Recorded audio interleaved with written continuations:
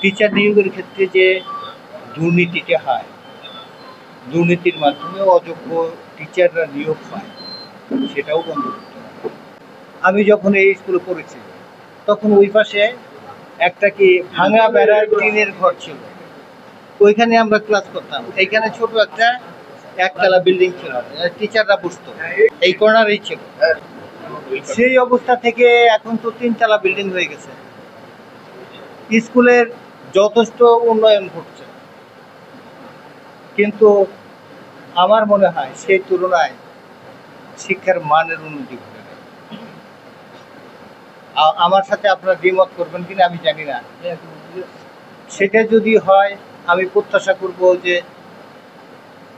এই স্কুলের যে সুনাম ছিল সেই সুনাম রক্ষা করার জন্য যা কিছু করা দরকার আপনাদের সকলের সাথে নিয়ে করতে হবে। এটা কারো একার কাজ না। আব্দুল্লাহ স্যার ছিলেন, তার মতো লোক আপনি খুঁজে পাবেন না। এখন সারা টাঙ্গাইল জেলায় আপনি একজনও পাবেন না। তার যে ডেডিকেশন ছিল সেই ডেডিকেশন কারো নাই, তার যে জ্ঞান গরিমা ছিল সেটাও নাই। আমার মনে আছে আমি তখন শিখতে পড়ি, তখন তিনি আমার কোন টিচার নেই, বাংলা টিচার সম্ভবত নাই, বাংলা টিচার অ্যাবসেন্ট ছিল। উনি তখন বাংলা ক্লাসটা নিতে গেছেন আমাদের ওইখানে। উনি কিন্তু সব ক্লাস নিতে পারতেন, বাংলা, ইংরেজি, অঙ্ক সব। উনি বাংলায় ক্লাস নিতে গিয়ে আমাদের সন্ধি বিচ্ছেদ করেছিল। সেটা আমার এখনো মনে আছে। জুলাস তো অনেক ভালো ছাত্র ছিল, আপনারা তো জানেন সকলেই। হ্যাঁ, মিনাজ ছিল, আমি ছিলাম, ওমর আলী ছিল। খুব সাধারণ একটা প্রশ্ন করছিল, কিন্তু কেউ পারে নাই। কি বলছিল যে কর্মীর স্ত্রীলিঙ্গ কি? এখন এইটা কেউ জবাব দিতে পারে নাই। আমি স্টুডেন্ট হিসাবে তো আমি একটু ছোটখাটো ধরনের ছিলাম। আমি সেকেন্ড বেঞ্চে বসছি জানলার পাশে। আমি ভয়ে ভয়ে বলছি মহিলা কর্মী। বলে কি যে এত দেরি হলো কেন, বলেই কিন্তু বাড়ি দিছে।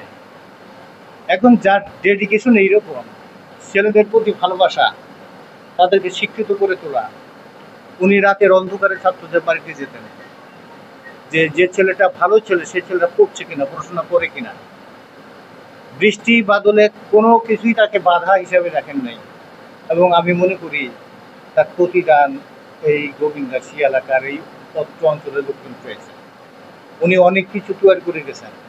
ডাক্তার মনির সাহেব, ওয়াব ভাই, জুলহাস, আরও তো ছেলেপেলে আছে, অনেকে ডাক্তার হয়েছে, জিজ্ঞাদা করিম, আরও অনেক ভালো ছেলে সেই সময় তৈরি হয়েছে।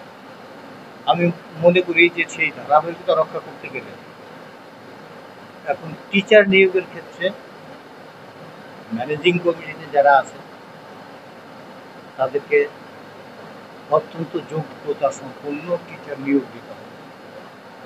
আগের আমল যেটা ছিল, পলিটিক্যাল গভর্নমেন্টের সময় ডোনেশনের নামে যারা নাম লিখতে পারে না তারাও টিচার হয়েছে।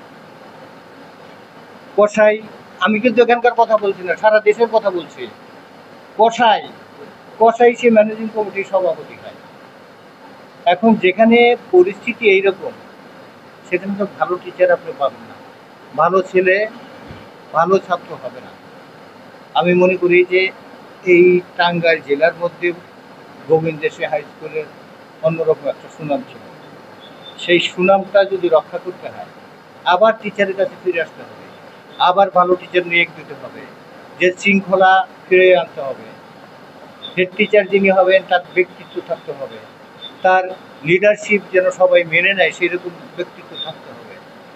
আমি মনে করি আমার এলাকার যারা লোকজন আছেন, বিদুষী ব্যক্তিবর্গ আছেন, স্কুল নিয়ে চিন্তা করেন, এলাকার ছাত্রদের নিয়ে চিন্তা করেন, ভালো কিছু কাজ করার চিন্তা করেন, তাদের প্রথম কাজই হবে এই স্কুলে ভালো শিক্ষক নিয়োগ।